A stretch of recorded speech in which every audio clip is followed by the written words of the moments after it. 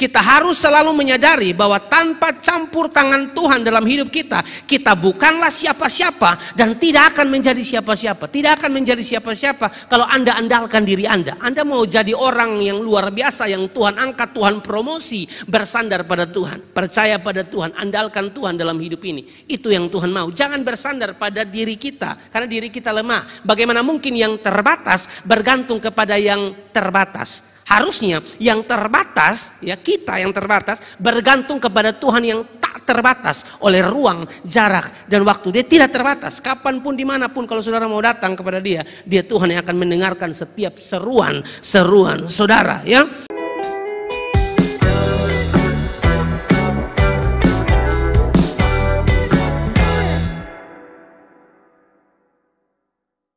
Apa yang paling kita banggakan dalam hidup ini? Apa yang paling Anda dan saya banggakan dalam hidup ini? Kalau diberikan pertanyaan seperti itu, mungkin akan ada anak-anak muda yang berkata bahwa saya bangga dengan kecantikan saya bangga dengan kegantengan saya bangga dengan kekayaan orang tua, saya bangga dengan jabatan orang tua, saya bangga dengan kepintaran saya bangga dengan kekuatan saya. Itu kalau ditanya seperti itu, apa yang paling Anda banggakan dalam hidup ini? Mungkin dari sebagian orang yang ada di sini yang ikut secara online pun akan berkata, karena saya cantik, karena saya pintar, karena saya ini dan itu. Tapi kalau saudara perhatikan bagian ini, saudara, ya, yang harus kita banggakan dalam hidup ini, saudara, bukan tentang kebijaksanaan, bukan tentang kekuatan, bukan tentang kepintaran, bukan tentang kegantengan, bukan tentang kecantikan, bukan tentang Anda kerja di bank mana, bukan. Yang harus menjadi kebanggaan dalam hidup kita, saudara, yang membuat kita menjadi orang-orang yang bangga dalam hidup ini, sesuai di ayat 24 tadi, bahwa karena kita memahami dan mengenal Tuhan. Ayat 24, tetapi siapa yang mau bermegah, baiklah bermegah karena yang berikut, bahwa ia memahami dan mengenal aku. Nah, ini hal yang penting sekali, saudara, untuk kita pelajari dalam kehidupan kita. Salah satu persoalan dari bangsa Israel adalah berdiri atau bersandar pada hikmat dan kepintaran mereka. Sekali lagi, saudara, salah satu persoalan dari bangsa Israel adalah berdiri atau bersandar pada hikmat dan kepintaran mereka sendiri. Anda pintar, tidak ada persoalan. Ya, berusaha untuk baca buku, menambah pengetahuan, bagi Anda tidak ada persoalan, saudara, ya. Kaya juga tidak persoalan, ya, saudara. Jadi orang pintar juga tidak ada persoalan. Hanya saja kita tidak boleh bersandar kepada kekayaan kita, kekuatan kita, kepintaran kita, kegagahan kita. Tidak boleh bersandar pada itu. Kita harus bersandar pada Tuhan. Di Yeremia 9 ayat 12 dikatakan seperti ini, siapakah orang yang begitu bijaksana sehingga ia dapat mengerti hal ini? Orang yang telah menerima firman dari mulut Tuhan supaya ia dapat memberitahukannya. Apakah sebabnya negeri ini binasa, tandus seperti padang gurun sampai tidak ada orang yang melintasinya? Siapakah orang yang begitu bijaksana, yang mau lebih hebat dari Tuhan? Saya pikir tidak ada, saudara. Yeremia 8 ayat 8 sampai ayat yang ke-9, kita ke belakang di pasal yang ke-8 ayat 8-9. Bagaimanakah kamu berani berkata kami bijaksana dan kami mempunyai Taurat Tuhan? Sesungguhnya pena palsu penyurat sudah membuatnya menjadi bohong. Ayat yang ke-9. Orang-orang bijaksana akan menjadi malu, akan terkejut dan tertangkap. Sesungguhnya mereka telah menolak firman Tuhan. Maka kebijaksanaan apakah yang masih ada pada mereka?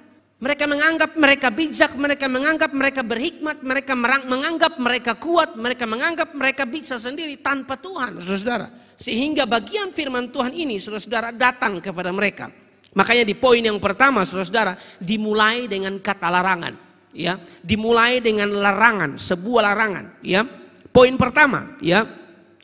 Di situ kan dia katakan, beginilah firman Tuhan, janganlah orang bijaksana bermegah karena kebijaksanaannya, janganlah orang kuat bermegah karena kekuatannya, janganlah orang kaya bermegah karena kekayaannya, saudara.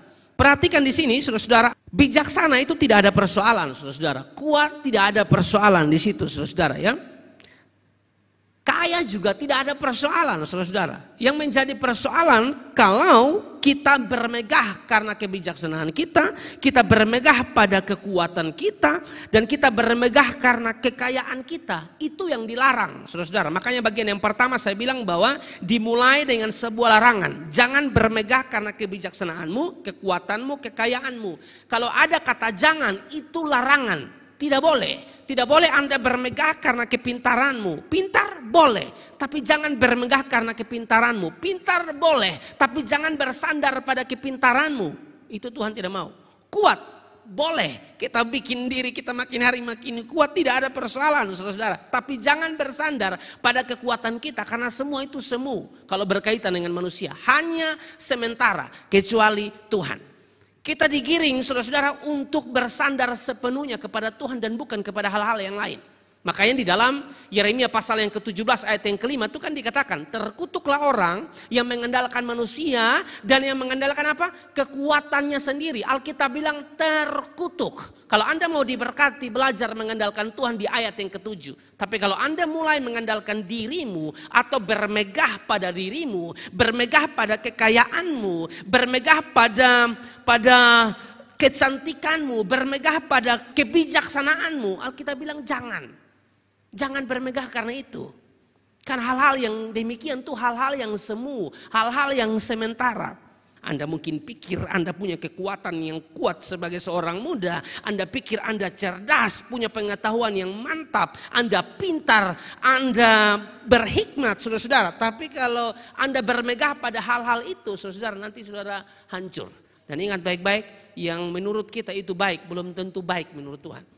Jadi buat apa-apa tanya Tuhan dulu. Keputusan yang saya ambil untuk hal ini pas atau tidak. Cocok dengan firman Tuhan atau tidak. Nah itu saudara perlu tanya. Bukan saudara langsung bertindak tanpa tanya Tuhan. Biasanya saudara-saudara itu salah.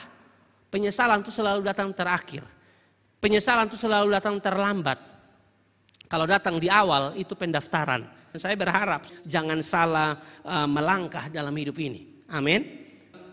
Amsal 16 ayat yang ke-25 bilang begini. Ada jalan yang disangka lurus, tapi ujungnya menuju maut. Dalam terjemahan sederhana Indonesia dia bilang begini. Ada pilihan hidup yang tampaknya baik dan benar, namun ternyata berakhir pada kebinasaan. Oleh karena itu bersandar pada Tuhan, jangan bersandar pada kekuatanmu. Sepintar apapun kita, saudara-saudara, kita butuh Tuhan dalam hidup kita. Kita bandingkan dengan Yakobus pasal yang keempat. Yakobus pasal yang keempat ayat 13 sampai ayat 16 ya.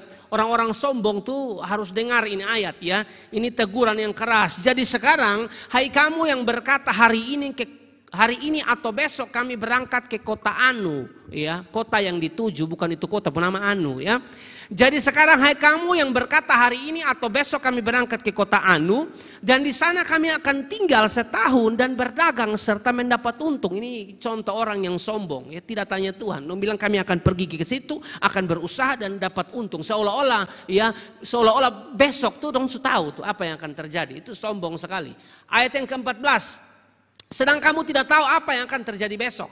Apakah arti hidupmu? Hidupmu itu sama seperti uap yang sebentar saja kelihatan lalu lenyap. Kalau adik-adik masak air atau masak nasi ya, nasi itu sudah matang, air itu sudah mendidih, adik-adik buka tutupannya ya. Adik-adik akan tutupan wajan ya, buka atau magic jar, Anda akan lihat uap. Tapi kan tidak sampai 1 jam, hanya sebentar saja saudara lihat hilang. Itu menggambarkan kehidupan kita manusia itu yang rapuh, yang terbatas. Jadi tidak ada alasan bagi kita saudara-saudara untuk tidak bersandar sepenuhnya kepada Tuhan. Harusnya seperti ayat 15, perhatikan. Di ayat 15 bilang begini, sebenarnya kamu harus berkata, jika Tuhan menghendakinya, kami akan hidup dan berbuat ini dan itu. Ini sedang mengarahkan pandangan kita, mau buat apa-apa, tanya Tuhan dulu. Ayat 16. Tetapi sekarang kamu memegahkan diri dalam congkakmu dan semua kemegahan yang demikian salah. Semua kemegahan yang demikian salah saudara-saudara.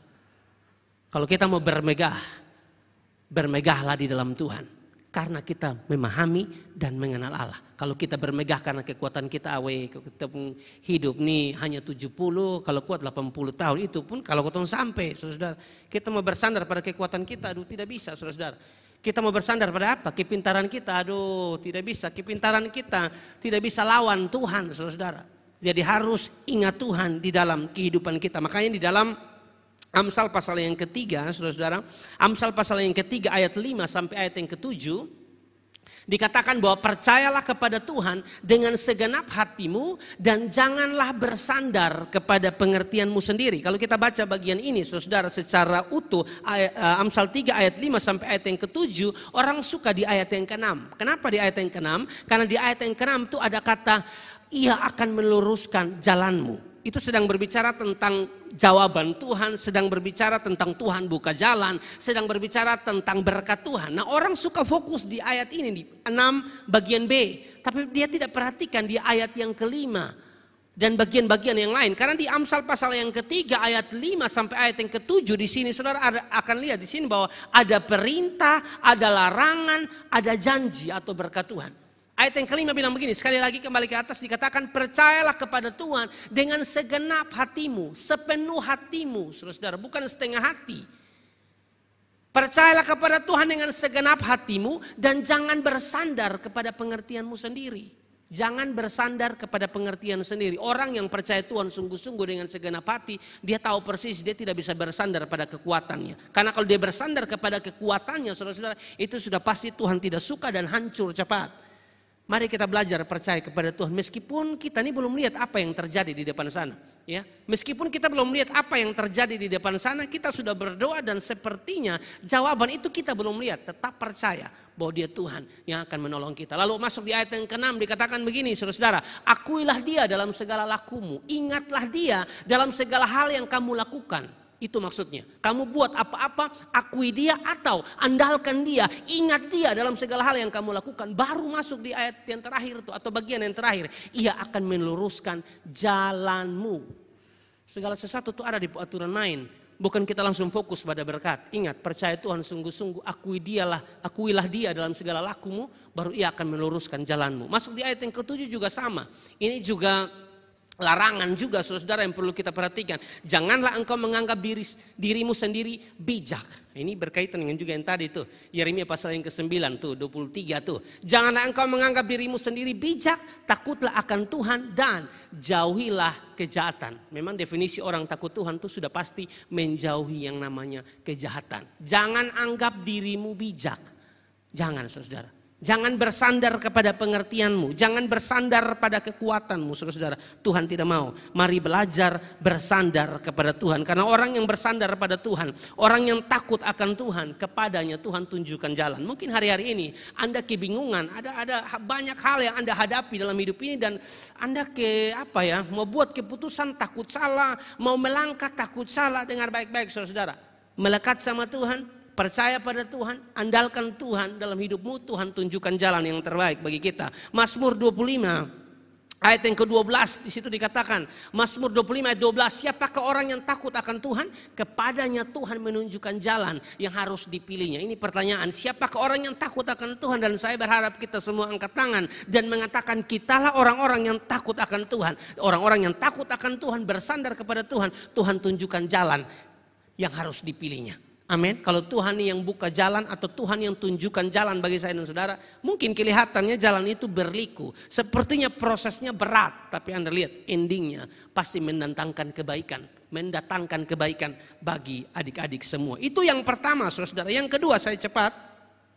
Yang kedua, saudara-saudara, setelah larangan disampaikan oleh Yeremia, saudara, yang berikut Yeremia menyampaikan solusi yang tepat. Ya, Yeremia menyampaikan solusi yang tepat. Jangan bermegah karena kebijaksanaanmu, jangan bermegah kepada kekuatanmu, jangan bermegah pada kekayaanmu. Itu larangan. Kata jangan itu kata larangan. Masuk di bagian yang kedua, Yeremia, saudara-saudara, memberikan solusi kepada mereka. Kalau Anda memang harus bermegah, haruslah bermegah di dalam Tuhan. Bermegah karena memahami dan mengenal Tuhan. Di ayat yang ke-24, saudara perhatikan di sini.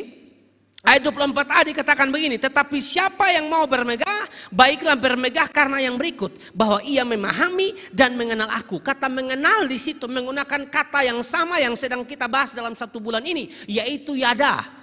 Kata yada, saudara-saudara, itu menggambarkan hubungan suami istri yang intim. Jadi kita dengan Tuhan tidak hanya sekedar kenal, saudara-saudara, tapi intim dengan Tuhan, mengalami Tuhan dalam hidup. Tetapi siapa yang mau bermegah, baiklah bermegah karena yang berikut, bahwa ia memahami dan mengenal aku. Kalau saudara mau bermegah, bermegah karena hal ini. Kalau bermegah pada kekuatanmu, bermegah karena kebijaksanaanmu, Alkitab bilang jangan. Tapi dalam hal ini, saudara boleh. Silakan saudara membanggakan sesuatu, ya. Tapi pastikan yang saudara banggakan itu adalah memahami dan mengenal Tuhan. Kalau saudara memahami dan mengenal Tuhan dalam hidup Anda akan lihat, saudara, ya, hal-hal luar biasa akan Tuhan kerjakan di dalam kehidupan Anda. Perhatikan di sini bahwa Yeremia tidak sekedar memberi nasihat kepada mereka agar jangan bermegah karena kebijaksanaan, kekuatan, kekayaan, tapi juga memberi solusi yang tepat agar bermegah atau membanggakan dalam hal ini, ya, bangga terhadap memahami dan mengenal Tuhan di dalam kehidupan mereka. Yeremia sedang mengarahkan fokus mereka, saudara-saudara, dari ayat 23 ke ayat 24, ya, dari hal-hal yang material kepada hal-hal yang spiritual, saudara-saudara. Dan ini menjadi pelajaran menarik bagi kita bahwa kita harus selalu menyadari bahwa tanpa campur tangan Tuhan dalam hidup kita, kita bukanlah siapa-siapa dan tidak akan menjadi siapa-siapa dalam hidup ini. Dengar baik-baik adik-adik yang diberkati oleh Tuhan.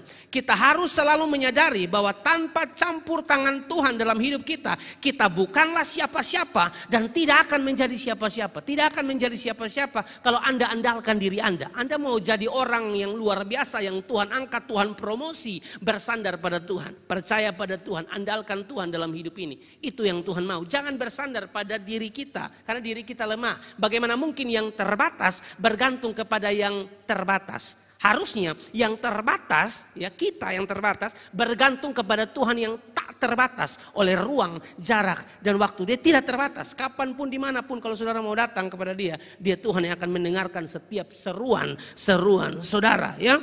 Oleh karena itu, bermegahlah di dalam Tuhan. Bermegah di dalam Tuhan berarti membanggakan dan membesarkan nama Tuhan dan segala perbuatannya yang ajaib di dalam hidup kita. Sekali lagi, bermegah di dalam Tuhan berarti membanggakan dan membesarkan nama Tuhan dan segala perbuatannya yang ajaib di dalam hidup kita. Makanya di dalam Roma 11 ayat 36, sebab segala sesuatu adalah dari Dia dan oleh Dia dan kepada Dia, bagi Dialah kemuliaan sampai selama-lamanya. Hanya Tuhan yang layak terima kemuliaan. Amin, saudara. Apapun yang kita lakukan dalam hidup kita, nama Tuhan harus dimuliakan, ya. Di dalam 2 Korintus 10 ayat 17 dan ayat yang 18 juga Paulus mengatakan hal yang sama. Paulus mengutip, ya, Yeremia pasal yang ke-9 ayat 23-24, dikatakan begini, tetapi barang siapa bermegah, hendaklah ia bermegah di dalam Tuhan. Sebab bukan orang yang memuji diri yang tahan uji, melainkan orang yang dipuji Tuhan. Tetapi barang siapa bermegah, hendaklah ia bermegah di dalam Tuhan. Orang yang bermegah di dalam Tuhan, dia tahu persis semua karena Tuhan. Tidak ada kesombongan di dalamnya. Ya, semua pencapaian yang luar biasa dalam hidup ini kita sadar benar itu Tuhan, bukan kita.